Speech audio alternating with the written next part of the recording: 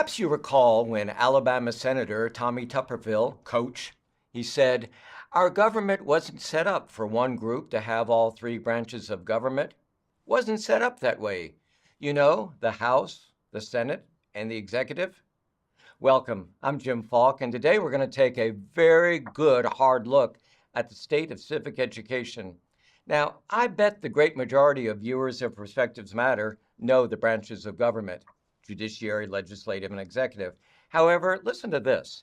The sad fact is that according to a recent study from the U.S. Chamber of Commerce Foundation, 70% of Americans fail a basic civics test. Let me hasten to add that those surveyed were registered voters. Now, this has to change, say our guest on today's program, and they have a plan. John Meko is the president of Founding Forward. He describes himself on his LinkedIn profile as a champion of civics and American history. Also joining us is David Bobb, who since 2013 has been the president and CEO of the Bill of Rights Institute. Gentlemen, great to have both of you with us. You know, I had on my notes a little blurb about each of your organizations, but I think it's a lot better to hear it from you. John, tell us about your organization. Thank you, Jim. Yes, Founding Forward is a civic education organization, a national organization that does an immersive civic education in Valley Forge, in Lafayette Hill, Pennsylvania, and Philadelphia, PA, in the place where this history happened. And we are serving thousands of teachers and students each year and indoctrinating them. I'll use that term on purpose. Whoa. Yes, on the founding principles and the history of our great nation. And we're going to hear in a minute about why indoctrination is so important. David, tell us about your group. Thank you, Jim. The Bill of Rights Institute teaches history and civics. We do so to a national community of more than 80,000 teachers who every year teach more than 8 million students. We seek an America where we more perfectly realize the promise of liberty and equality as expressed in the Declaration of Independence. And this really calls out the need for civics, civic learning, civic engagement that helps students examine the story of our country and also exercise the skills of citizenship. So in a nutshell, we're teaching students really how to live in a free and just society.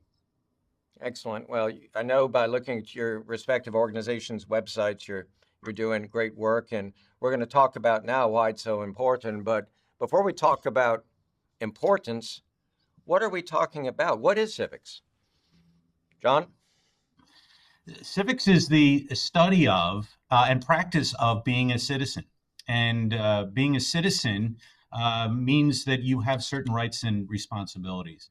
And so civic education is the study of those rights, responsibilities, and being a citizen. And that encompasses, for the way Founding Forward approaches it, American history, but also Western philosophy and also the nuts and bolts of our Constitution, how things work. That, in fact, yes, there are three branches of government, and you should know what they are.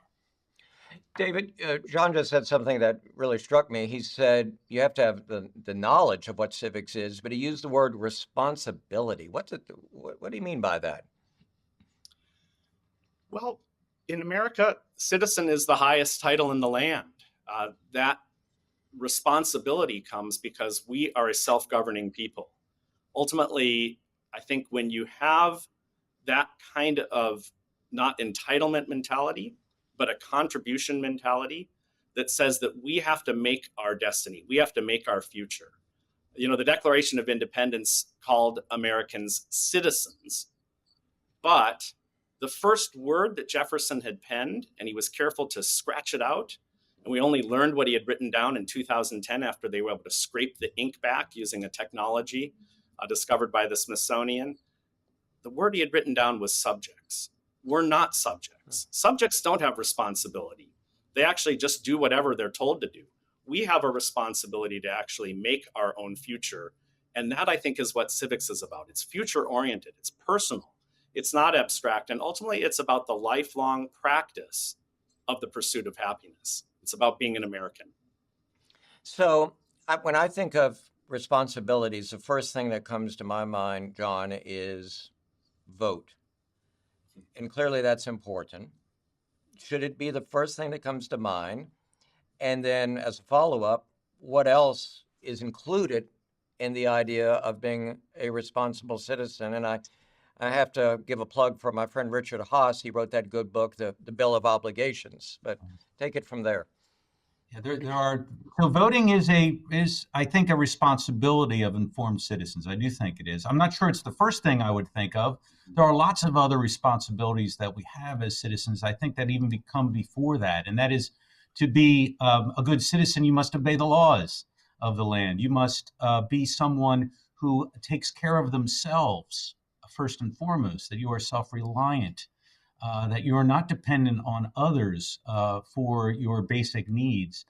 So there are a lot of responsibilities that you have in addition to voting. I think voting is a responsibility for an informed, engaged citizen, but there are lots of other obligations.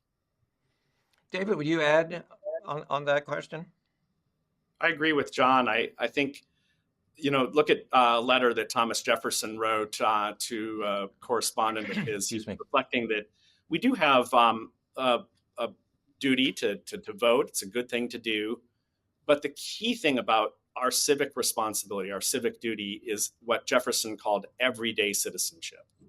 Sometimes we've even lost sight of the fact that the neighborliness, right, in a time in which we seem like we're very divided. I think we actually think we're more divided than we are, because most Americans still adhere to those principles in the Declaration. They may not always know the source.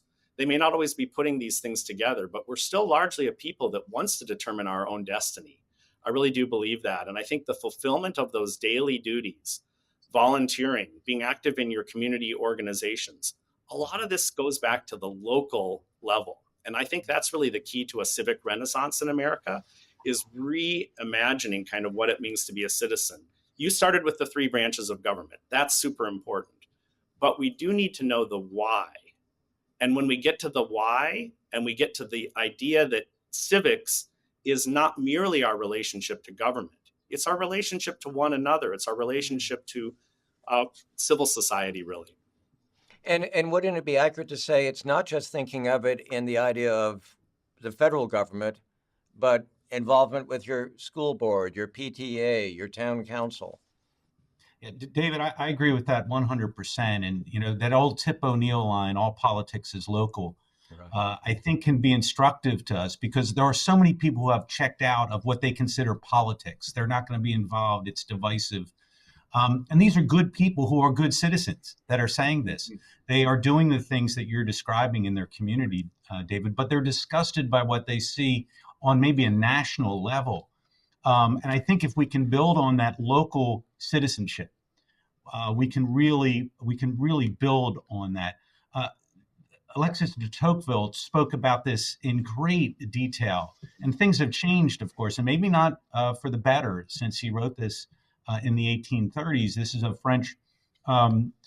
Frenchman who comes to the United States and writes in great detail about what he sees in this building of American political tradition, and it's local. It's almost all local, and it's in these citizens that gather together and create and solve problems and help each other. And he writes in this really glowing terms of this American citizenship, but it's local politics and citizenship that he's referring to almost exclusively. We could do a whole nother show about how Americans access their news now, but John, you used the word, checking out, not, and so David, where does the responsibility to be well informed fit into all of this? Yeah, there's a lot of conversation these days about, how do young people, for example, get their information? And overwhelmingly, it is through social media. They're not picking up a hard copy. I'm old school and will still read hard copies of the major newspapers. That's not the typical American experience. And in fact, every week we're losing in America 1 to 2 local newspapers.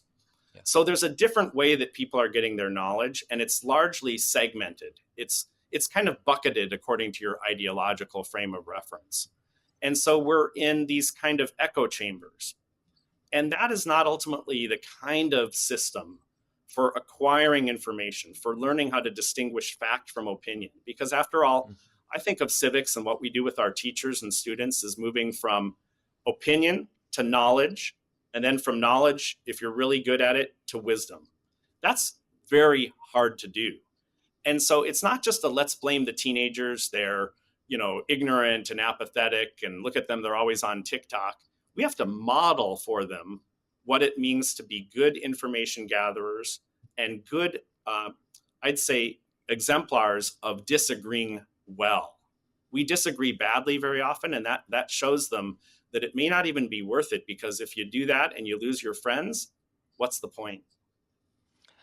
And I think you make such a good point, because when you look at what's happening in the discourse on Capitol Hill, that's not what you would say to your children. Oh, I want you to argue like that. In my open, I talked a bit about where we are now in the percentage of people who could not pass a basic civics test. John, go into more detail, if you would, about what is the state of the condition of civics education now in the United States. Well, it's not good, Jim, and I think those all the various surveys that are given show a decline, and a consistent decline over the last generations. I think it's safe to say, and so the question is, what do we do about it, and what is the impact of a citizenship that doesn't understand these things? And I think part of it is a lack of trust. If you don't understand something, you are likely to not trust it. Or even see it in some cynical way. And I think we've seen that happening more and more. So we do have to have the basics. We do have to explain the basics. Education, formal education, is one way to do it. And anymore, it's perhaps the most important way. But there are lots of other ways that we need to educate Americans about citizenship and civics. What we do at Founding Forward is mostly in place, meaning we're bringing people together. And I want to get back to, if I can, Jim, your comment about civil dialogue. We firmly believe that one of the problems we've had in lack of civil dialogue has been created by social media.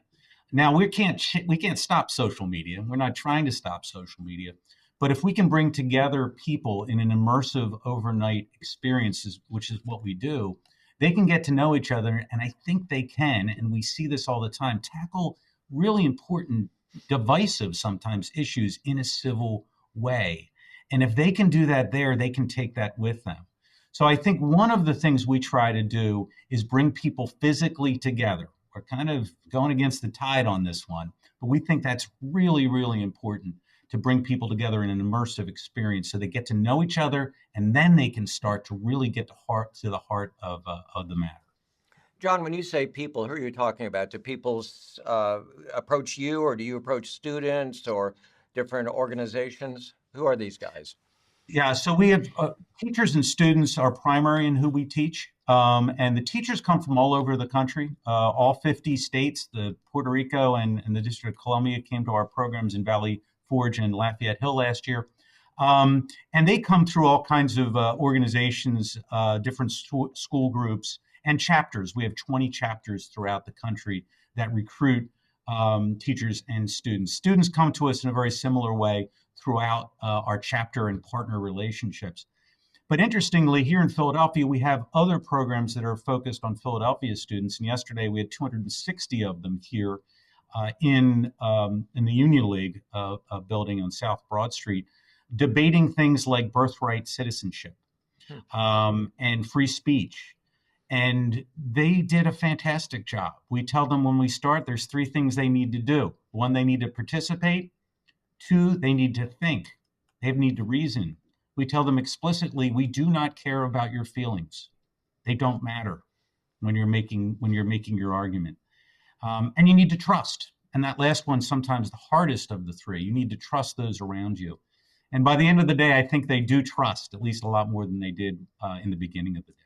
There's so much emphasis now in schools about feelings, my heart. How are people responding to what you're advocating? Well, it's interesting, Jim. I have never had a bad reaction to it. I won't say everyone's jumping up and down excited about it, but I have never seen a bad reaction to that. I think a lot of kids are really yearning for an opportunity to think and reason in that way. That's interesting. David, we know what the state of civics education is in the United States. I'm curious about other countries that we might put as peers, say Canada or the UK. Uh, how is civics taught there, and is there the same type of decline? Yeah, I think we've seen largely in the United States a stagnation over the last couple of generations. We can see that in the NAEP scores. And let's say what NAEP is. That's the National Assessment of Education. Is that right? Yeah, the Yeah. kind of gold standard for testing, and we do civics and history. There's not as much data even in this country as we'd like. I think one of the unique things about the American system, and I'll have to plead ignorance on exactly where Canada and the UK are in terms of their longitudinal scores. The being an American is both, as we've talked about, the knowledge and also the practice. So I think that kind of challenge today is young people are, and this goes to what we've been saying about civil dialogue, 56% of high school students in the United States say that they feel comfortable disagreeing with their peers in the classroom. That means that 2 out of 5 are not comfortable with that disagreement. In order to get to the knowledge and the skills and ultimately the disposition of self-governance, we have to learn how to disagree, how to have that desire for reasoned discourse. Publius called it the deliberative sense of the community, right?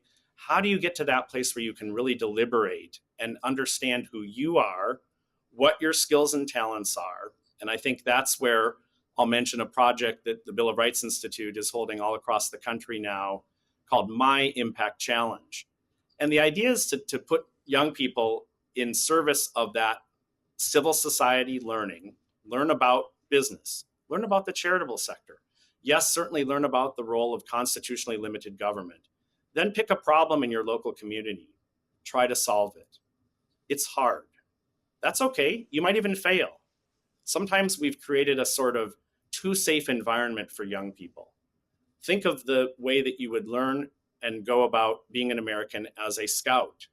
You learn about things, but you put them right into practice. And it doesn't always go well the first time.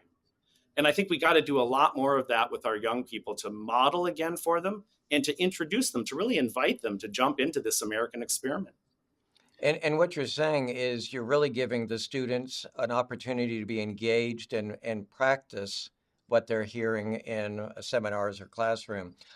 Um, how did we get to this situation? Both of you have used the word going back to generations. Is it a function of schools no longer emphasizing it, not having the budget? Is it that, oh, we don't care about liberal arts, we're going to teach STEM? Where are we? How did this happen, John? Yes, so it's all of the Yes. above. Right. I think it is. I think that there has been an emphasis, of course, on STEM over the last couple of decades, which has minimized the amount of time certainly spent on this subject, on civics and social studies, and a lot of the other English and others as well. And that has had an impact. But there's also a very different way of thinking about civics that has been harmful as well. And that's been going on for generations also. And part of it, I think, speaks to what David was just talking about. He said, learn and then practice. Mm-hmm. That was the order in which David said it. That's vitally important because civics, and it still happens this way, is sometimes thought about just as the second part, just as the practice. And without the knowledge, the practice is, I would say, oftentimes harmful. So that we've had to de-emphasize in our educational system in the actual knowledge part, and it becomes what is sometimes referred to as action civics, where we get kids, and it's called civics, but we get them to do something. And that's fine if they know what they're doing, and oftentimes they don't. So I think it's a lot of different things. All the things you just mentioned, Jim, have contributed to a decline in civic knowledge and education. And there's the bigger question of just a kind of a loathing of our own Western civilization that has been happening now for probably a better part of 100 years in Western culture. I think it's part of that story as well. One of the things that I did in preparation for talking with you is put in the internet, Google, what are the state requirements? Mhm. And I was amazed at the variety. Uh, Mhm. I hope one of you might be able to respond to Texas and give us sort of a general sense of Texas and then the rest of the country. Yeah, I can jump in to say just one quick thing on the history and then about kind of our current state of play. It was just, you know, 3 generations ago that a lot of the civics courses had the header in the United States and were called Problems of Democracy, which is an interesting way to frame it.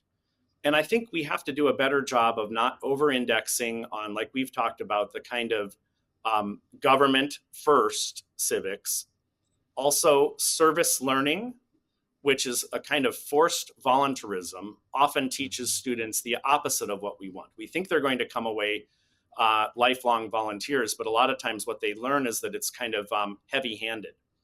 Uh, if you make students just sit down and learn all of this stuff by rote in an authoritarian way, they're going to learn authoritarianism.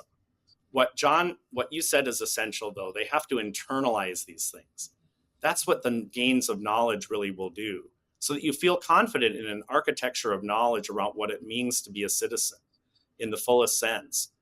And I think one of the challenges that we've seen is that when No Child Left Behind was passed in the early aughts, now 25 years on, we have kind of reoriented our time according to that legislation.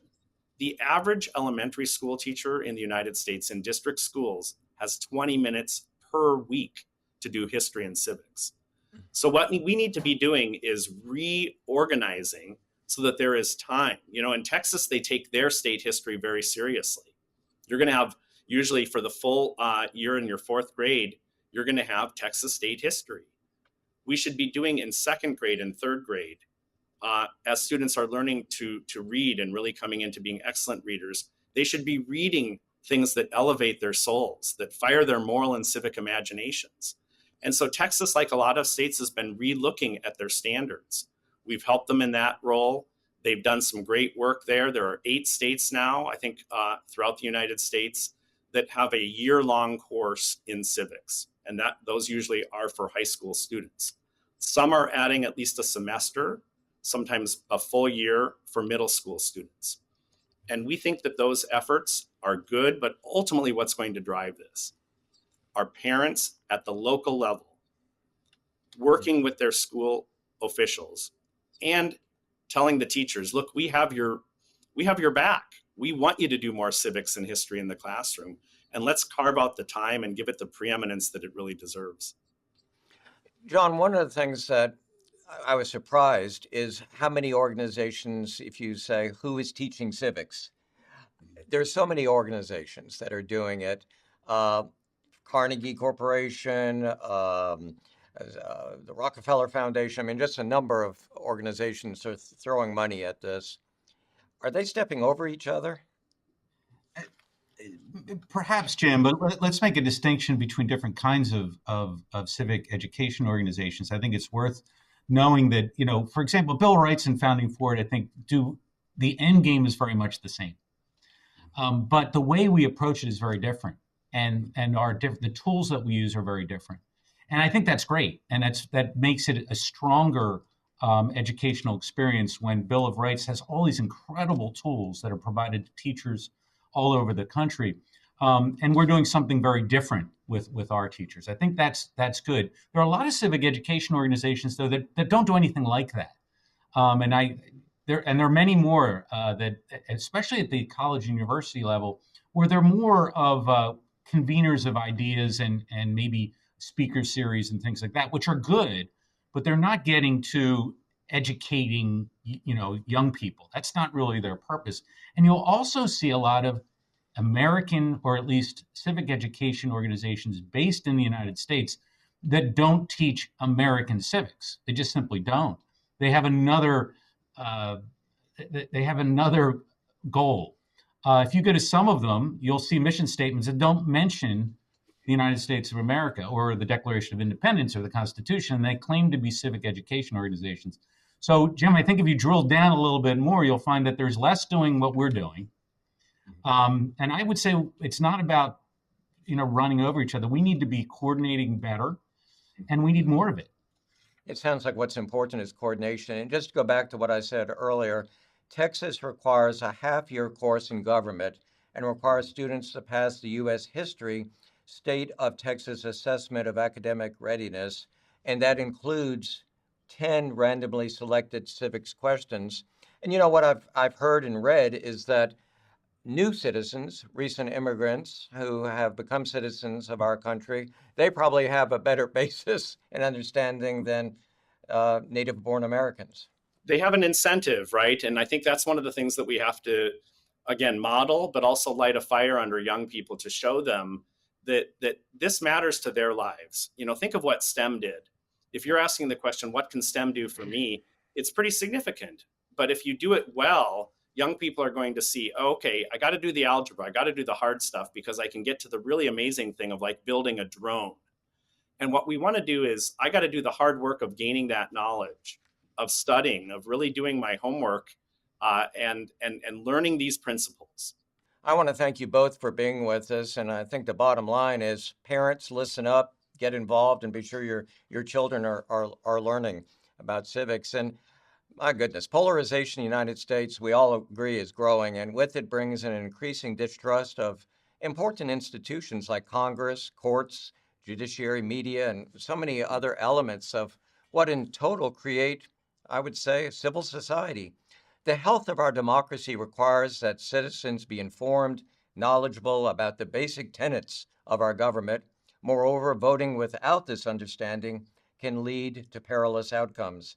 That civic illiteracy is a problem is widely recognized, and there are so many ambitious, important initiatives underway, funded by both the public and private sector. Let's hope they continue.